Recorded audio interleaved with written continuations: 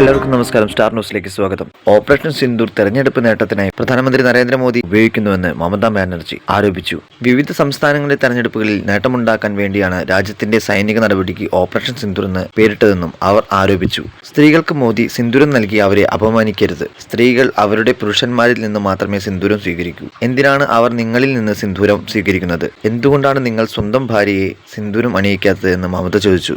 രാജ്യത്തിനൊപ്പം നിൽക്കുകയാണ് ഇന്ത്യയിലെ പ്രതിപക്ഷ രാഷ്ട്രീയ നേതാക്കളെന്ന് മമത ചൂണ്ടിക്കാട്ടി. വിദേശ രാജ്യങ്ങൾ സന്ദർശിച്ച് ഇന്ത്യയുടെ നിലപാട് അവർ വിവരിക്കുന്നു. ഈ സമയത്ത് എല്ലാവരും ഇന്ത്യയുടെ താൽപര്യത്തിനൊപ്പം നിൽക്കുകയാണ്. തന്റെ പാർട്ടിയുടെ MP അഭിഷേക് ബാനർജി വിദേശങ്ങളിലേക്ക് പോയ സംഘങ്ങളുണ്ട്. ഇത്തരമൊരു സമയത്ത് രാഷ്ട്രീയ മൈലേജ് ഉണ്ടാക്കാൻ പ്രധാനമന്ത്രി ശ്രമിക്കുന്നുവെന്ന് അവർ പറയുന്നു. പ്രധാനമന്ത്രി നരേന്ദ്രമോദി സിന്ദൂരം വിൽക്കുകയാണെന്ന് മമത കൂട്ടിച്ചേർത്തു.